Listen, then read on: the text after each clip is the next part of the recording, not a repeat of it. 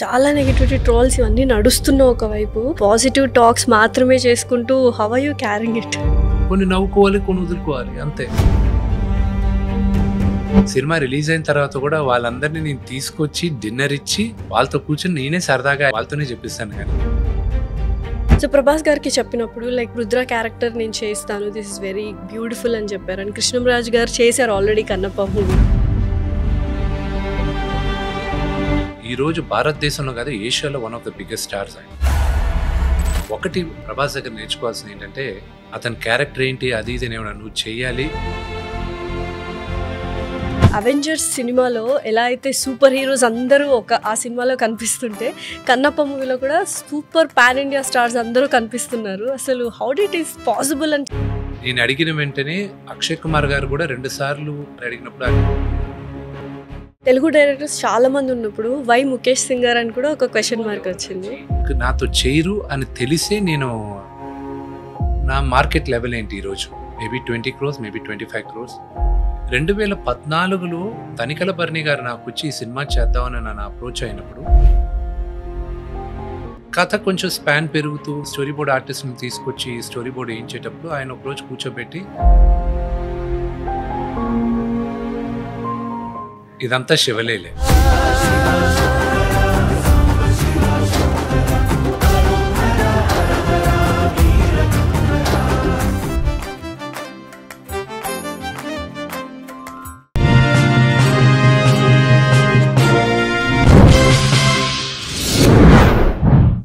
తెలుగు సినిమాలు ప్రపంచవ్యాప్తంగా తెలిసేలా తెలుగు వాళ్ళు చేశారు. దాన్ని ఇంకొక 10 మెట్లు ఎక్కించడానికి పాన్ ఇండియా స్టార్స్ అందరితో కలిసి చాలా అద్భుతమైన అమేజింగ్ స్టోరీని తీసుకొని మంచు విష్ణు గారు కన్నప్ప అనే మూవీని భారీ బడ్జెట్తో నిర్మించారు. అసలు ఆ మూవీ విశేషాలు ఏమిటి, కన్నప్పలో ఆ షూటింగ్ టైంలో జరిగిన ఆ ఇన్సిడెంట్స్ కానీ ఎక్స్పీరియన్సెస్ కానీ మనతో షేర్ చేసుకోవడానికి ఇప్పుడు మంచు విష్ణు గారు ఉన్నారు. ఆయన అడిగి మరిన్ని విశేషాలు తెలుసుకుందాం. నమస్కారం విష్ణు గారు. నమస్కారం అండి. ఎలా ఉన్నారు? బాగున్నా, మీరు ఎలా ఉన్నారు? I'm good, thank you. So Avengers సినిమాలో ఎలా అయితే సూపర్ హీరోస్ అందరూ ఆ సినిమాలో కనిపిస్తుంటే కన్నప్ప మూవీలో కూడా సూపర్ పాన్ ఇండియా స్టార్స్ అందరూ కనిపిస్తున్నారు. అసలు how did it is possible అని చాలా మంది అనుకుంటున్నారు. ఐఎమ్ ఇంపాసిబుల్ అంటే ఇంపాసిబుల్, ఐఎమ్ ఇంపాసిబుల్ అనేది ప్రూవ్ చేస్తారు విష్ణు గారు అని it's proved actually. What you want to say about it? ఇదంతా శివలేలే. నేను అడిగిన వెంటనే అందరూ ఒప్పుకున్నారు. అక్షయ్ కుమార్ గారు కూడా 2 సార్లు కాదని తర్వాత 3సారి అడిగినప్పుడు ఆయన అర్థం చేసుకుని ఓకే అన్నారు. ఎందువల్ల ఒప్పుకున్నారంటే purely because of Shiva's magic. And రెండోది, ఇంతమంది ఒప్పుకోవడానికి కూడా కారణం కేవలం వాళ్ళు మా నాన్నగారి పైన ఉన్న గౌరవం, ప్రేమతోనే ఒప్పుకున్నారు. లేకపోతే ఇప్పుడు ప్రభాస్ గారు కానీ మోహన్ లాల్ గారు కానీ వీళ్ళు ఒప్పుకోవాల్సిన అవసరం లేదు. బట్ వీళ్ళందరూ ఒప్పుకునే దానికి ఐఎమ్ రియలీ గ్రేట్ఫుల్. సో యాక్చువల్గా ఇప్పుడు కన్నప్ప మూవీ అనేది మీ డ్రీమ్ ప్రాజెక్ట్, చాలా ఇయర్స్ నుంచి. One of my dream project. One of your dream projects, yes, because you have done a lot of things and you are doing a lot of things. నేను అనుకున్న dream projects ఏది ఇప్పుడు దాకా this is the first of the kind. దీని తర్వాత ఇంకా ధైర్యం వచ్చింది, వస్తుంది, బలం కూడా వస్తుంది మిగతా సబ్జెక్ట్స్ చేయడానికి. ఇదే shaking like all over world, all over India shake అయిపోతుంది ఈ డ్రీమ్ ప్రాజెక్ట్స్కే. So next dream projects we can like అనుకోవచ్చు ఎలా ఉంటుంది అని. సో ఎన్ని ఇయర్స్ పట్టింది ఇదంతా ఒక చోటికి తీసుకురావడానికి? ఇది అప్పుడప్పుడు హోంవర్క్ చేసుకుంటూ టైం వచ్చినప్పుడు నేను ప్రిపేర్డ్గా ఉండాలి. దిస్ ఇస్ వన్ థింగ్ నాకు బాగా హెల్ప్ అయింది ఈ సబ్జెక్ట్లో. ఏంటంటే 2014లో తనికల బర్ని గారు నాకు వచ్చి ఈ సినిమా చేద్దామని నన్ను అప్రోచ్ అయినప్పుడు దాని తర్వాత నేను సరే చేద్దాం అనుకున్న టైంలో కథ కొంచెం స్పాన్ పెరుగుతూ మా స్టోరీ బోర్డ్ ఆర్టిస్ట్ని తీసుకొచ్చి స్టోరీ బోర్డ్ వేయించేటప్పుడు ఆయన ఒకరోజు కూర్చోబెట్టి, నానా నువ్వు 2-3 కోట్లు ఇస్తే నేను ఒక ఆర్ట్ ఫిల్మ్లా తీయగలను, కానీ నువ్వు అనుకున్న ఈ యుద్ధాలు, వార్లు, I'm not the right person, నీకు కథ ఇచ్చేస్తాను, నువ్వు డెవలప్ చేసుకొని నువ్వు చేసుకున్నాను అని చెప్పాను. తీసుకున్నాను. నేను నా స్టోరీ బోర్డింగ్ చేసుకుంటూ వెళ్ళాను, స్టోరీ డెవలప్ చేసుకుంటూ వెళ్ళాను, లొకేషన్స్ చూసుకుంటూ వెళ్ళాను, ఇవన్నీ చేసుకుంటూ నేను వెళ్ళాను. 2023 ఫిబ్రవరిలో ఎప్పుడు నాన్నగారు నేను ఆయన ప్రోద్బలంతో నేను స్టార్ట్ చేయాలి, వెళ్దాం అనుకునే టైంలో వెళ్ళేసరికి 80% of my homework was done. So ఇమ్మీడియట్గా ఓకే అన్నారు. ఏప్రిల్లో we just star cast everything was ready by April. Dialogues ఆవోషన్స్ జరుగుతున్నాయి. మ్యూజిక్ డైరెక్టర్ని ముందే మాట్లాడేసుకుని 2017లో మాట్లాడాను మ్యూజిక్ డైరెక్టర్. నాకు కుదిరినప్పుడు నేను చేస్తాను కానీ ఇది ఐడియా అది. సో అందరితో మాట్లాడుతూ everything fell in place. So Shiva song కావచ్చు, లవ్ సాంగ్ కావచ్చు, 2 సూపర్ డూపర్ హిట్ అయిపోయి నెక్స్ట్ సాంగ్స్ ఎలా ఉండబోతున్నాయి? నాకు ఈ మూవీలో ఉన్న greatest strength, one of the greatest, ప్రతిదీ నాకు అలాగా ల్యాండ్ అయింది. మీరు రేపు సినిమా చూసినప్పుడు కూడా మీరు చెప్తారు ప్రతి ఒక్కరికి వాళ్ళ సినిమా అద్భుతంగా ఉంటుంది. కానీ నా సినిమా డివోషన్తోనూ ప్రేమతోనూ ఎన్నో ఆశయాలతోనూ ఈ సినిమా చేశాను. సో ఈ పాటలు అనేది చాలా గొప్పగా ఉంటాయి. నేను శివుడు సాంగ్ చేసినప్పుడు అందరూ అన్నారు, నువ్వు చేసేదే దేవుడు సినిమా కానీ నువ్వు కొంచెమైనా రొమాంటిక్ సాంగ్ యంగ్స్టర్స్కి ఏదో ఒకటి ఉండాలి కదా, నువ్వు ఫస్ట్ అది రిలీజ్ చేయాలి కదా అది ఇదంటే నేను అన్నా, అంత శివుడి పైన భారం వేసి నా లైఫ్లో one of the best song ఈ శివ శివ శంకర, ఈ సాంగ్ని రిలీజ్ చేద్దాం. ఇంకా అందరికీ మీటర్ అర్థం అవుద్ది, సినిమా మీటరు, ఇంకా అందరికీ క్లారిటీ వస్తుంది మనం ఎలా రిలీజ్ చేయాలి ఏంటి అని. ఆ సాంగ్ రిలీజ్ అయిన తర్వాత మిగతా పార్ట్ని రిలీజ్ చేయకుండా ఆడియో కంపెనీ వాళ్ళు ఆపారు. ఇది ఎక్కువ వైరల్ అయిపోయింది, ఇది మీరు ఇప్పుడు ఏం రిలీజ్ చేయడానికి వీలు. మొన్న రిలీజ్ చేసిన లవ్ సాంగ్ కూడా వాళ్ళు ఒప్పుకోలే. లేదు ఇది ఇంకా ట్రాక్షన్ ఎక్కువ ఉంది, ట్రెండింగ్లో ఉంది శివుడు పాట, మీరు ఎందుకు దాన్ని ఆపుతున్నారంటే నేనన్నా, నేను ఇప్పుడు ఈ పాటలు రిలీజ్ చేయకపోతే ఏప్రిల్ 25వ తేదీ సినిమా రిలీజ్, మిగతా అన్ని పాటలు నేను చేయలేను. సో అన్ని పాటలు రిలీజ్ చేసేది ఇప్పుడు ఓన్లీ నేను 3 పాటలు 4 పాటలు రిలీజ్ చేసే పరిస్థితికి వచ్చాను నేను. So I think cinema release అవ్వకముందు నాకు తెలిసి ఓన్లీ 2-3 పాటలే రిలీజ్ చేయగలను. అంతే. బట్ స్టిల్ యా డైరెక్ట్ గా కానీ సినిమాలో ఉన్న ఎవ్రీ సాంగ్ బిట్ సాంగ్స్ ఉన్నాయి. You will love it, you will love it. Tanikella Bharani గారి గురించి చెప్పారు, ఆయన పరమ శివుడు భక్తుడు. సో మీరు శివ భక్తురా లేకపోతే ఏంటి? నేను ఆంజనేయ స్వామి భక్తుండండి. ఓకే.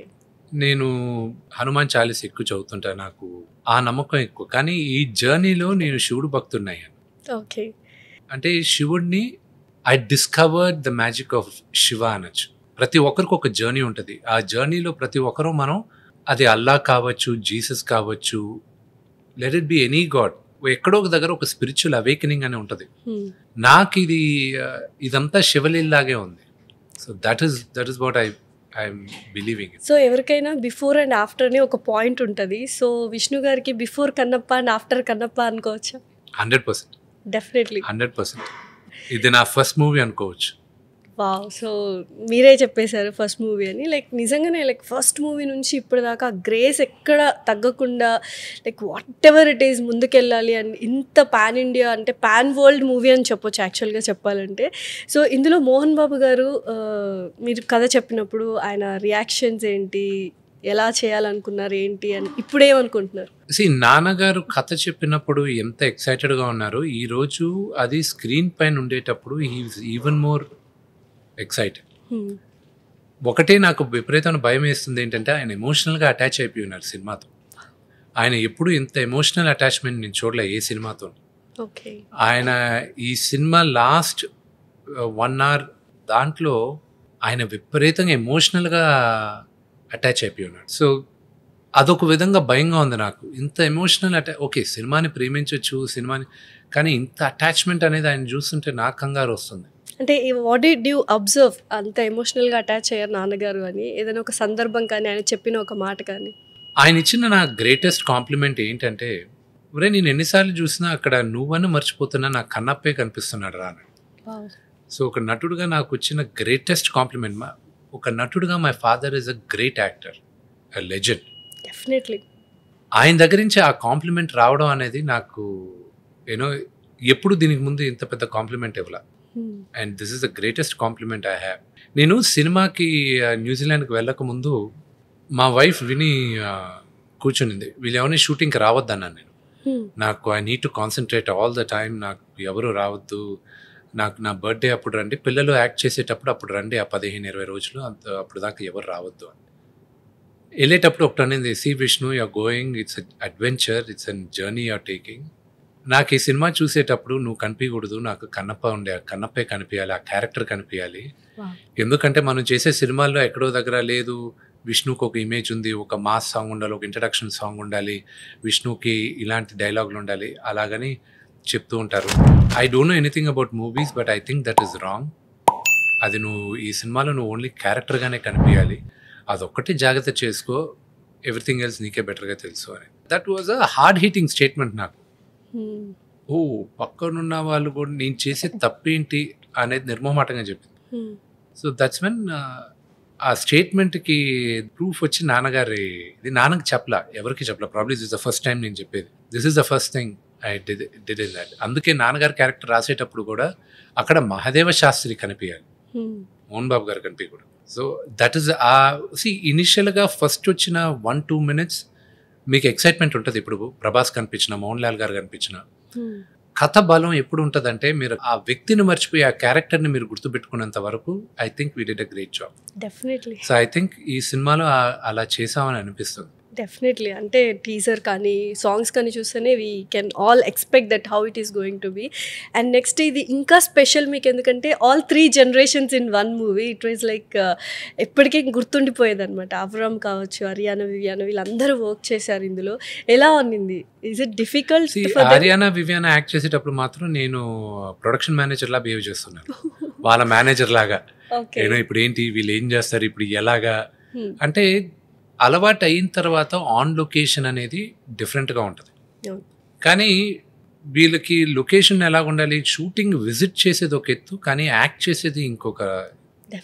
ఇన్స్ట్రక్షన్స్ తీసుకోవాలి, లేదు ఈ స్లైట్ మూమెంట్ ఇలా కాదు ఇలా చేయాలనేది ఎలా చేస్తారు. బృందా మాస్టర్ బ్రహ్మాండంగా కొరియోగ్రాఫ్ చేశారు. దాని తర్వాత అవరామ్ యాక్ట్ చేసేటప్పుడు కంగారు పడుతూ ఉండేవాడిని. వాడికి చిన్నోడు యాక్చువల్లీ 4 సంవత్సరాలే అవరామ్కి. దాని తర్వాత మొదటి రోజు షూటింగ్కి వచ్చాడు, 4-5 సార్లు రిహార్సల్ చేసేసరికి వచ్చి 2 రోజులు అయింది న్యూజిలాండ్కి. దాదాపు 12 hours టైం డిఫరెన్స్. వాడికి జెట్ లాగ్ రావడం మొదలెట్టింది. సెట్లో అందరూ వెయిటింగ్, జూనియర్ ఆర్టిస్టులు కూడా ఎక్కువ మంది ఉన్నారు. వీడు యాక్ట్ చేయాలి. కరెక్ట్గా 2 hours తర్వాత షూటింగ్కి వచ్చిన 1 hour 1.5 hour తర్వాత, నానా ఐఎమ్ స్లీపీ, నీ హోటల్కి వెళ్ళిపోతా అన్నాడు. అయిపోయింది. నాకు ఒక సెకండ్కి ఎవరికి చెప్పాలి, ఏం చేయాలి, వీడా 4 సంవత్సరాలు వీడు ఎలా మాట్లాడారు అది ఇదని. నీకు కోక్ ఇస్తాను, కోక్ పిల్లలకి అలవాటు చేయి, నేను ఎక్కువ షుగర్ ఉంటుందని, నీకు కోక్ ఇస్తాను అది ఇదన్నా.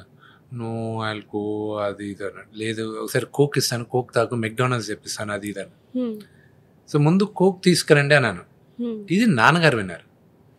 విని ఏంటి కోక్ ఇస్తున్నావు అన్నాడు. నేను ఏం లేదు నాన్న వస్తానని చెప్పి వాడు నాకు కూర్చోబెట్టి ఇక్కడికి వచ్చి, లేదు వాడికి నిద్ర వస్తుంది, వాడు హోటల్కి వెళ్ళిపోతా అంటున్నాడు, వాడికి అలవాట్లేదు కదా, ఇప్పుడు నేను ఏం చేసేది, 4 రోజులు షూటింగ్ ఉంది, 4-5 రోజులు, ఇప్పుడు శరత్ కుమార్ గారు అక్కడ వెయిటింగ్ అందరి ఏంటి అది. సరే నువ్వు పక్కకు రా అన్నాడు. వచ్చాడు. అబ్రామ్ ఇదిగో నీకు $100 ఇస్తున్నాను, రెడీ ఈ షాట్. వాడు ఆ $100 విలువ ఏంటో తెలియదు, డబ్బులు ఇస్తా అన్నారు. ఇంకంతే. వాడు ఆ 4 రోజులు మా నాన్నగారే వాడి దగ్గరుండి డైలాగులు చెప్పి ఇలా చేయాలి, అలా కాదు, ఇలా మోడ్యులేషన్ అది ఇదని చెప్పి వాడితో చేయించారు.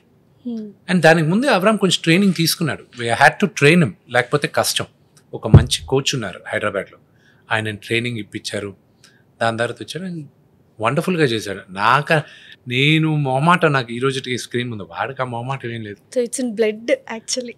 నమ్మితే అదే అనుకోవాలి. అండ్ అరియానా వివియానా గారు కూడా అంటే వాళ్ళిద్దరూ ఏంటంటే ఫుల్ బాండ్ టాలెంట్స్ అనిపిస్తుంది. వాళ్ళ సాంగ్స్ చూసాం, చాలా వీడియోస్ చూసాము. ఇట్స్ లైక్ చిన్నప్పటి నుంచి అలా ట్రైన్ చేశారా? Trained singers. అండ్ విని బాగా స్ట్రిక్ట్గా ఉంటుంది అనమాట, క్లాసులకి వెళ్ళాలి అది ఇది, దే హ్యావ్ టు ట్రైన్. ఇంకోటి ఏంటంటే నా చిన్న కూతురు ఐరా కూడా యాక్ట్ చేసింది దీంట్లో. అంటే తను ఉండింది సెట్లో. ఆ రోజు పిల్లలు ఎవరో సెట్లో ఉండాల్సింది శరత్ కుమార్ గారితో కాంబినేషన్. నేను చెప్పా పాప కూడా ఉంది చేస్తుందేమో, డ్రెస్ వేసి పెట్టేయండి, తను ఒకటే పెద్ద అయిన తర్వాత నన్ను ఎందుకు పెట్టలేదని అనుకోకూడదు కదా అని చెప్పి ఒక చిన్న సీన్. మా డైరెక్టర్ గారు ఉండి, విష్ణుజీ డైలాగ్ చెప్తుందా అన్నాడు. సార్ పాపకి ఆ అమ్మాయి 2.5 సంవత్సరాలు సార్, ఆ అమ్మాయి చెప్తుందని నాకు తెలియదు, నేను చెప్పిస్తాను మీకు ఓకేనా అన్నాడు. ఓకే డైరెక్టర్ గారు మీ ఇష్టం అన్న చెప్పారు. తను కూడా ఒక శరత్ కుమార్ గారితో డైలాగ్ చెప్పింది, డబ్బింగ్ కూడా చెప్పింది. డబ్బింగ్ కూడా చెప్పింది. నేను వినీత్ అదే అన్న, విని ఒక్కదాని ఎందుకు బయట ఉండేది, బ్యాక్గ్రౌండ్ డ్రెస్ ఏదో ఒకటి ఇస్తాను వేసుకుని ఎలా ఎనన్నాడు, ఐరన్ తీసి నీ చేతులు వేస్తానా అన్న, అంతానని చెప్పింది. సో అయితే ఈ మూవీ మొత్తం న్యూజిలాండ్ లో షూట్ చేశారు కదా, రీజన్ ఏంటి? Why did you choose? రెండో శతాబ్దం భారతదేశం ఎలాగుండేది, అద్భుతమైన అడవులు, పొల్యూషన్ లేని స్కైస్. సో నేను జనాలకి నా కథ, నా వర్షన్ ఆఫ్ కన్నప్ప చెప్పేటప్పుడు వాళ్ళకు ఒక ఎక్స్పీరియన్స్ ఉండాలి. ఒక్క పాటలే కాదు, ఆ నేచర్ కూడా అద్భుతంగా ఉండాలి. ఇలాగుందా, ఇంత బాగుందా అని అనిపించాలి. So locations will be one of the best in the movie. But mixed talks నడుస్తుండే లొకేషన్ గురించి. సో దానికి మీరు ఇచ్చే సమాధానం ఏంటి? అది కావాలని కొంతమంది, ఇప్పుడు మీరు ఎంత బాగుంది శివుడు సాంగ్ పైన కూడా అంత భక్తితో అంత అద్భుతంగా ఉన్న పాటను కూడా విమర్శించడానికి ఎవరో 2-3 ఉన్నారు. అది నేను పట్టించుకోను. ఇప్పుడు లొకేషన్స్ గురించి వచ్చేసరికి మన తెలుగు ఇండస్ట్రీలో సూపర్ డూపర్ హిట్ అయిన సినిమాలు కూడా ఫారెన్లో షూట్ చేసినట్టు ఉన్నాయి. దాన్ని ఎందుకు క్వశ్చన్ చేయలేదు ఈ అడిగేవాళ్ళు? సైరా నరసింహారెడ్డి ఎందుకు అడగలేదు? జార్జియాలో షూట్ చేశారు. కరెక్ట్. అది ఎవరైనా పట్టించుకున్నారా? లేదు. ఇప్పుడు గౌతమిపుత్ర శాతకర్ణి విదేశాల్లోనే షూట్ చేశారు, మధ్యప్రదేశ్లో షూట్ చేశారు. అది ఇక్కడ జరిగిన కథ కదా, ఇక్కడ ఎందుకు తీయలేదు ఈ లొకేషన్స్? అది ఎవ్వరూ అడగరు. అది కావాలని విమర్శించాలని కొంతమంది కంకణం కట్టుకున్నారు కాబట్టి అడుగుతున్నారు. రెండోది కూడా ఈ క్వశ్చన్స్, ఈ విమర్శలు ఓన్లీ తెలుగు భాషలోనే వస్తున్నాయి. True, very true. ఎందుకు హిందీలో రాట్లా? నేను అన్ని భాషల్లో ఇదే కంటెంట్ కదా, కొత్తగా కంటెంట్ ఏం చేయలేగా, ఇదే కంటెంట్ కదా అందరికి నేను ఇచ్చింది. ఎందుకు ఓన్లీ పనిగట్టుకొని చేసేవాళ్ళే తప్ప ఇది జెన్యున్ ఫిల్మ్ లవర్స్ ఎవరు ఈ క్వశ్చన్ అడగట్లా. కావాలని విమర్శించాలి, కావాలని ట్రోల్ చేద్దాం, కావాలని సినిమా అని బ్యాడ్ ప్రాపగండా చేద్దాం అని కొంతమంది ఉన్నారు. అది మీకే అర్థమైపోద్ది ఎవరు అని. డెఫినెట్లీ. సో అది వాళ్ళని పట్టించుకోవాల్సిన అవసరం మనకు లేదు. ట్రూ. సో కన్నప్ప మూవీ టైంలో, షూటింగ్ టైంలో ఒక డ్రోన్ ఏదో మిస్ అయ్యి జస్ట్ గాట్ హిట్ యూ అని విన్నాము. నాన్నగారికి ఆ గాయం కనిపించకుండా యాక్ట్ చేయాలి అని you felt so much of pain, చాలా పెయిన్ భరించారు దానికోసం అని విన్నాము. పెయిన్ ఉన్నింది, స్టిచెస్ పడింది. దాని తర్వాత ఇప్పుడు అంటే 2 దగ్గరలో దాదాపు 20 స్టిచెస్ పడింది. కానీ ఇప్పుడు దాన్ని ఇప్పుడు లేజర్ సర్జరీ అది ఇది చేయించుకుని అది చాలా పెద్ద గాయం అయితే అయింది. కానీ లైఫ్ లాంగ్ నాకు ఈ 2 మార్కులు ఇక్కడ ఉంటాయి. అది నేను నెక్స్ట్ టైం టీషర్ట్ వేసినప్పుడు చూపిస్తాను. అది టాటూ వల్ల మూవీలో మీకు కనిపిదు, కానీ కొన్ని దగ్గరలో అబ్జర్వ్ చేస్తే లైన్స్ ఉంటాయి. కానీ దానిపైన మేకప్ వేసి కవర్ చేసి అంతా చేసి. బట్ ఆగలేదంట కదా తగిలిన తర్వాత కూడా, లైక్ యూ కంటిన్యూడ్ బికాస్ 500 ఆర్టిస్టులు వెయిట్ చేస్తున్నారు అని చెప్పి. అంటే ఆ క్రూ చాలా మంది వచ్చారు. ఆయన రోజుకి లక్షల కోట్లు ఖర్చు అక్కడ. అండ్ బ్రేక్ తీసుకోవాలంటే 3-4 days బ్రేక్ తీసుకోవాలి. బట్ ఆ టైంలో ఏం చేస్తారు, అందరూ ఏం చేస్తారు, చాలా అప్సెట్ అవుతుంది. I was like no I'm fine, I'm perfectly fine. మరుసటి రోజు మార్నింగ్ వచ్చే be ready 7 o'clock shot again done. So చాలా పెద్ద ఆర్టిస్టులు ఉన్నారు. స్టార్టింగ్లో వాళ్ళందరినీ కన్విన్స్ చేసినప్పుడు ఎస్ అని చెప్పి నో చెప్పిన వాళ్ళు ఇప్పుడు ఏమైనా రిగ్రెట్ ఫీల్ అవుతున్నారు ఎవరైనా? అది సినిమా రిలీజ్ అయింది అని చెప్తారు. ఇప్పుడు వద్దంటారా? But there are let's go only positive. Cinema release అయిన తర్వాత కూడా వాళ్ళందరినీ నేను తీసుకొచ్చి డిన్నర్ ఇచ్చి వాళ్ళతో కూర్చొని నేనే సరదాగా వాళ్ళతోనే చెప్పిస్తాను. కానీ let's be positive. Okay. So Prabhas గారికి చెప్పినప్పుడు like you know everyone's darling, అందరి డార్లింగ్ ప్రభాస్ గారు చెప్పినప్పుడు రుద్ర క్యారెక్టర్ నేను చేస్తాను, దిస్ ఇస్ వెరీ బ్యూటిఫుల్ అని చెప్పారు. అండ్ కృష్ణంరాజు గారు చేశారు already Kannappa movie. So that is one of the రీజన్సా, లేకపోతే విష్ణు గారు చెప్పారు I have to do it? నాన్నగారి కోసమే తను ఒప్పుకునేది. అతని క్యారెక్టర్ ఏంటి అది ఇది ఏమన్నా నువ్వు చెయ్యాలి అని అడిగినని చేస్తాను అన్నాడు. ఆలోచించలా. అతను ఉన్న గొప్ప గుణం అది నేర్చుకోవాలి. ఒకటి ఆయన ప్రభాస్ దగ్గర నేర్చుకోవాల్సింది ఏంటంటే, ఈరోజు భారతదేశంలో కాదు ఏషియాలో one of the biggest stars ఆయన చేయాల్సిన అవసరం లేదు. కానీ స్నేహం కోసం, ప్రేమ కోసం, మర్యాద కోసం ఆయన చేశాడు. జీవితంలో ప్రతి ఒక్కరూ ఒక్కొక్క మంచి స్టేజ్లో ఉంటాం. మనం ఉన్నప్పుడు స్నేహితుల్ని, బంధువుల్ని వాళ్ళని మర్చిపోకూడదు. ఎక్స్ప్లాయిట్ చేసే వాళ్ళని దూరంగా పెట్టాలి. కానీ మన పేరు కానీ, మన ఆస్తి కోసం కానీ, మన పేరు కోసమే దగ్గర వచ్చే వాళ్ళని దూరం పెట్టాలి. కానీ మనతో ట్రావెల్ అయిన వాళ్ళకి అవసరం ఉన్నప్పుడు సహాయం చేసే అన్న గుణం మర్చిపోకూడదు. అది అబండెంట్గా ప్రభాస్లో ఉంది. చాలా నెగిటివిటీ, ట్రోల్స్ ఇవన్నీ నడుస్తున్న ఒకవైపు ఇంత పాజిటివ్గా పాజిటివ్ టాక్స్ మాత్రమే చేసుకుంటూ how are you carrying it? మీరు పాజిటివ్గా ఉండాలనుకున్నప్పుడు పాజిటివ్గానే ఉండాలండి. నేను చాలాసార్లు చెప్పాను, మన చుట్టుపక్కల ఉన్న ఒక 20-30 మంది మన గురించి ఏమనుకుంటున్నారని మనం కానీ జీవితాన్ని సాగిస్తే మన గమ్యానికి మనం చేరలేం. అది వాల్యూమ్ డౌన్ చేసేసారనుకోండి, లెట్ ఇట్ గో. కొన్ని నవ్వుకోవాలి, కొన్ని వదులుకోవాలి, అంతే. సో యూజువల్గా చాలామంది నాకు చెప్పిన విషయం ఏంటంటే, విష్ణు గారు అమేజింగ్ అండ్ అద్భుతమైన బిజినెస్ మ్యాన్.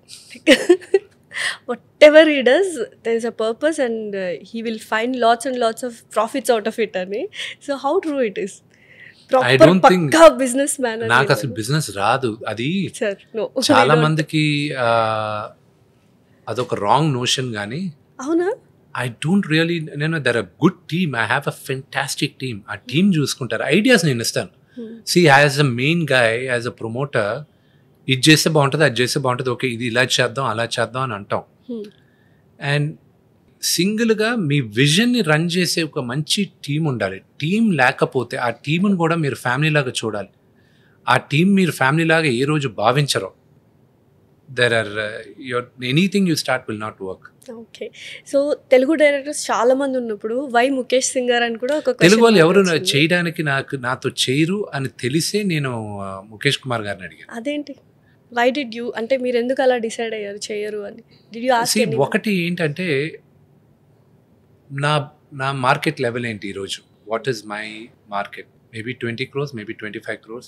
ఈరోజు దీనికి 10 రెట్లు సినిమా చేసేటప్పుడు నేను డైరెక్టర్ని తీసుకొచ్చేటప్పుడు ఇది విష్ణుకు వర్కౌట్ అవుద్దా లేదా, లేదు. ఇప్పుడు పెద్ద హీరోలతో చేయాలని ఎవరికైనా ఉంటుంది, పెద్ద డైరెక్టర్లతో చేయాలని ఎవరికైనా ఉంటుంది. వాళ్ళకి ఈరోజు I might not be in the radar, but Kannappa తర్వాత ఐల్ బీ ఇన్ రేడార్. నాకు ముఖేష్ గారిని అడిగినప్పుడు ఈ న్యూ నథింగ్ అబౌట్ మీ, సౌత్లో ఒక యాక్టర్ అని అంతవరకే తెలుసు. ఆయన ప్యూర్గా విష్ణుతో సినిమా చేయడానికి వచ్చింది only because of the story. విష్ణుకి ఇమేజ్ ఉంది, లేదు ఆ ఇమేజ్ లేదు, కథ బాగుంది, ఓకే ప్రొడ్యూస్ చేస్తున్నారు, నన్ను డైరెక్ట్గా అంటున్నా, ఈ కుర్రోడు బాగానే ఉన్నాడు చేయొచ్చు అన్న వ్యూతో వచ్చి ఆయన డైరెక్ట్ చేశారు. ఇక్కడున్న వాళ్ళకి they come with a baggage. Correct, so many calculations. అయితే 200 crores బడ్జెట్ అయినప్పుడు రిస్క్ అనుకున్నారా, లేకపోతే మీరు ఒక సినిమా 2 కోట్ల రూపాయలతో తీసిన రిస్కే, 500 కోట్లతో తీసినా కూడా రిస్కే cinema. There is no what do I say safety net. ఒక సినిమా తీస్తే డబ్బులు వస్తుందని నమ్మకం ఎవరికీ లేదు. రిస్కే. దేవుడి పైన ప్రజల పైన భారం వేసి వెళ్ళాల్సింది. మా నాన్నగారు నాకు చిన్నప్పుడు బాగా తెలిసింది, ఆయన డైలాగ్ ఒకటి బాగా గుర్తున్నాను, ప్రజలే ప్రత్యక్ష దైవాలు. వాళ్ళు ఆశీర్వదిస్తేనే మేమందరం ఈ స్టేజ్లో ఉన్నాం. ప్రజలు కానీ ఆశీర్వదించకపోతే మా నాన్నగారు కానీ ఒక నటుడుగా నేను కానీ ఈ స్టేజ్లో ఉన్నాం. సో బోల్డ్ అన్ని క్యారెక్టరైజేషన్స్, బోల్డ్ అన్ని క్యారెక్టర్స్ ఉన్నాయి ఈ మూవీలో. మీకు బాగా నచ్చిన క్యారెక్టర్ ఏంటి అపార్ట్ ఫ్రమ్ యువర్స్ అండ్ నాన్నగారు? నాకు బాగా నచ్చిన క్యారెక్టర్ వచ్చి అంటే which would be very very surprising ఈ మూవీలో, ప్రభాస్ ఒక హై ఉంటుంది, ఆయన ఉన్న దీంట్లో ఒక హై ఉంటుంది. మోహన్ లాల్ గారిది will be the biggest surprise మూవీలో. అది మన చరిత్రని చెప్పే క్యారెక్టర్. అది మన చరిత్రలో ఈ కథ ఉందా అని ప్రతి ఒక్కరు షాక్ అవుతారు. అలాగే శరత్ కుమార్ గారి character is a very very personal relationship నాకు శరత్ కుమార్ గారిది నాది ఈ మూవీలో, ఫాదర్ అండ్ సన్గా. ఒక ఫాదర్ సన్ రిలేషన్షిప్ నేను రాసుకున్నాను ఈ సినిమాలో, and that will be a very very emotional heart touching character. So almost అన్ని క్యారెక్టర్స్ చాలా బ్యూటిఫుల్గా అంటే నరేట్ చేయడం కానీ స్క్రిప్టెడ్ కానీ everything will be fine. So మీకు హోల్ మూవీ చేస్తున్నప్పుడు అరే ఈ డైలాగ్ కానీ ఇది కానీ చాలా కష్టంగా ఉన్నింది, ఇంకాస్త ప్రాక్టీస్ చేయాలి అన్న ఛాలెంజింగ్ సిచ్యువేషన్ ఏమైనా ఎదురైందా? There were about 3-4 situations where it was challenging. But my director helped me a lot. My director బాగా హెల్ప్ చేశారు. ఓకే. సో ఆల్మోస్ట్ ఫైనలీ ఆడియన్స్కి what do you want to say about Kannappa movie? మన చరిత్ర మనం తెలుసుకోవచ్చు, కానీ మన చరిత్ర మనం సొంతం చేసుకోవాలి. తెలుసుకునేది వేరే, మనం హక్కుగా మనం సొంతం చేసుకునేది ఇంకోటి.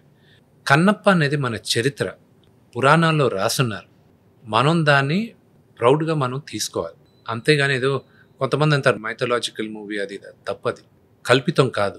కన్నప్ప అన్నవాడు ఉన్నాడు, మనం దేవుడిని నమ్ముతున్నాం, దేవుడు పరీక్షించాడు, నాస్తికుడు దేవుడు భక్తుడయ్యాడు, దేవుడినే మెప్పించాడు. ఒక ప్యూర్ హార్ట్తో దేవుడిని ప్రార్థిస్తే అది చాలు. అంతేగాని గుడ్లకి వెళ్ళాల్సిన అవసరం లేదు. గుడ్లకి ఆ ఎనర్జీ కోసం, మన మనశ్శాంతి కోసం వెళ్ళొచ్చు, కానీ దేవుడికి మనకి ఒక లింక్ కావాలంటే మన మనసులో ప్రార్థించుకుంటే చాలు అని నేను నమ్ముతాదే. ఒప్పుకోవచ్చు, ఒప్పుకోకపోవచ్చు.